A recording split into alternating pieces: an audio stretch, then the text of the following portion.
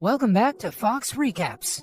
Today, I'm going to explain the movie, The Con Artists, released in the year 2014. Ji Hyuk is a master picklock and safe hacker who steals and trades artifacts for a living. He's so good at what he does that he's made over 100 thefts but has never been caught or even suspected. At the beginning of the film, we see him on one of his missions. He's breaking into a highly secured office building to steal an artifact worth a lot of money. The safe is complex and difficult to break into, but not for Ji Hyuk.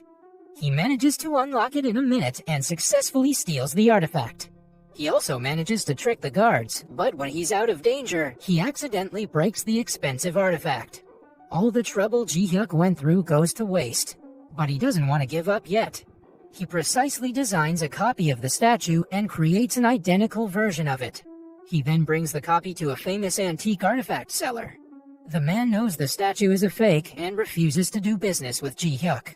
However, a smart Ji Hyuk asks him if he's ever sold a fake artifact before. If he wanted to, Ji Hyuk could easily prove the seller's corrupt way of working. Hence, the man has no way but to buy the statue. Ji Hyuk's partner in crime is also his best friend, Gu In. He's a mechanic and an expert in making explosives out of the simplest items.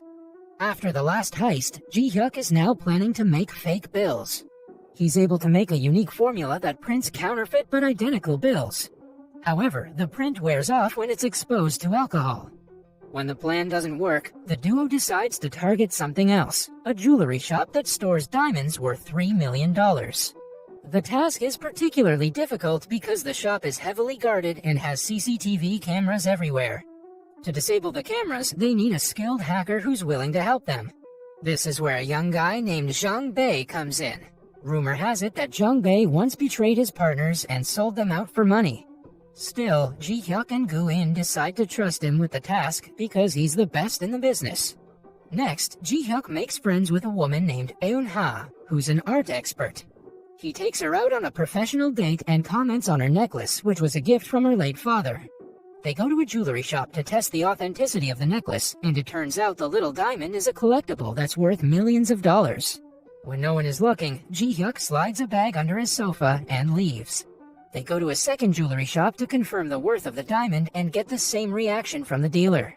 The shop is the one Ji Hyuk is planning to rob, so he remembers the placement of the CCTV cameras, number of rooms, and number of guards.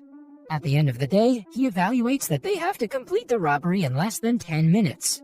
On the day of the robbery, the suitcase that Ji Hyuk left in the shop earlier causes an explosion that distracts the guards. Zhang Bei comes into play and hacks the CCTV cameras before Ji Hyuk and Gu In enter the shop. Zhang Bei also turns off the alarm system, allowing Ji Hyuk to touch the safe without the guards being alerted. A problem arises when the guards return quicker than they thought, but Gu In distracts them by breaking their car's window.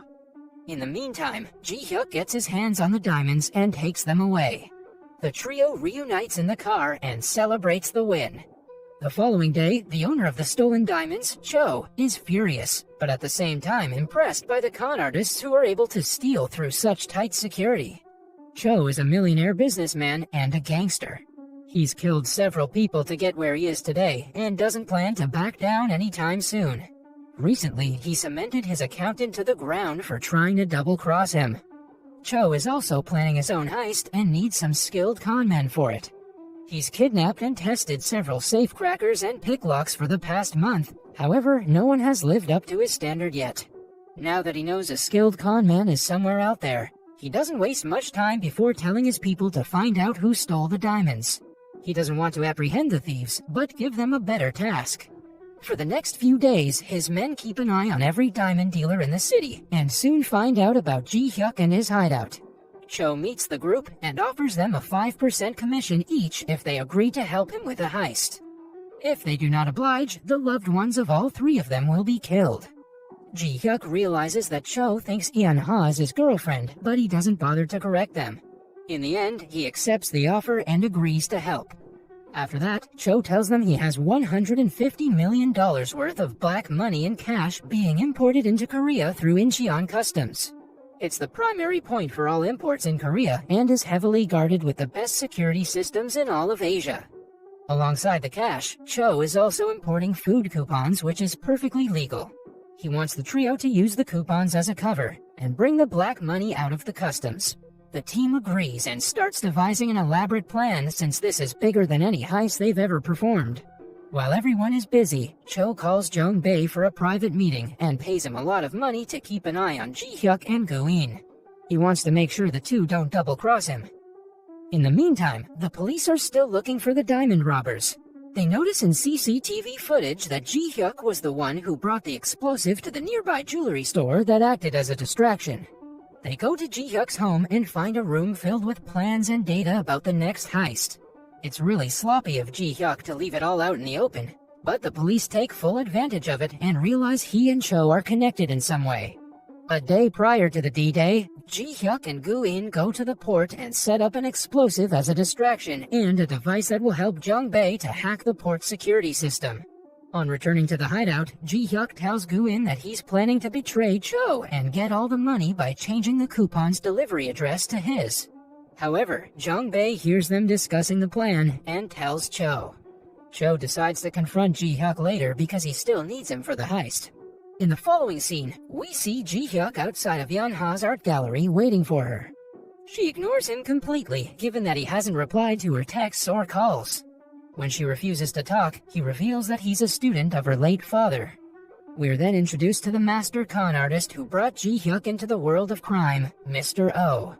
At one point in his life, Oh realized he wanted to stop being a thief and live an honest life.